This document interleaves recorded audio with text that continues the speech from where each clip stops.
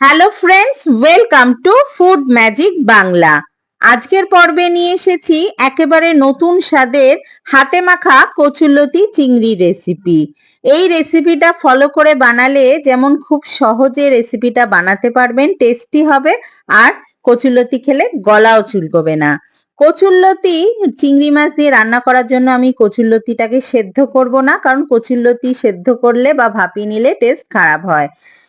খোসা ছাড়িয়ে ধুয়ে রাখা 2 কাপ কচুরলতির মধ্যে অল্প একটু নুন আর পাতিলেবুর রস মাখিয়ে আমি 15 মিনিট রেখেছিলাম। তারপর একটা স্টেনারের মধ্যে রেখে ফুটন্ত গরম জল দিয়ে 4 থেকে 5 বার ধুয়ে নেব।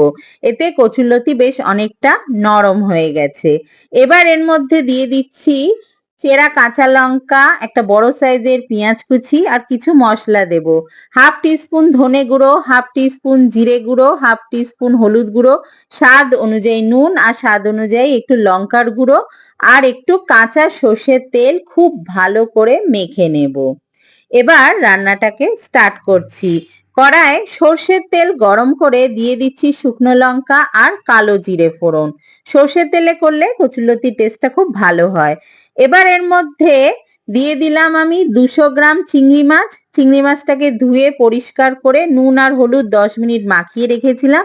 তারপরে তেলে দিয়ে হালকা নাড়াচাড়া করে নেব। চিংড়ি বেশি ভাজলে শক্ত হয়ে যায় আর টেস্ট খারাপ হয়ে যায়, তাই চিংড়ি বেশি ভাজা যাবে না। চিংড়ি হালকা ভাজার পরে হাতে মাখা যে কচুরলতিটা ছিল সেটাকে দিয়ে হাই ফ্লেমে 2 মিনিট ভালো করে নাড়াচাড়া করে নিতে হবে।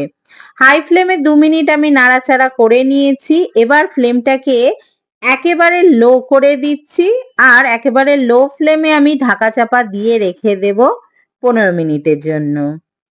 15 মিনিট লো ফ্লেমে কচুরলতিটা রাখার কারণে কচুরলতিটা খুব সফট হয়ে গেছে আর এতে কিন্তু আমি একটু জলের ব্যবহার করব না। কচুরলতি থেকে যে জল বেরিয়েছে তাতেই এটা সেদ্ধ হয়ে গেছে।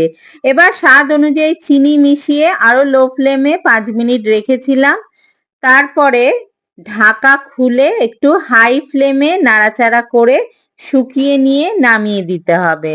কচুরলতিতে অনেকে মিষ্টি পছন্দ করেন না, কিন্তু আমি সাজেস্ট করব সামান্য একটুখানি মিষ্টি দেবেন স্বাদের ব্যালেন্সের জন্য।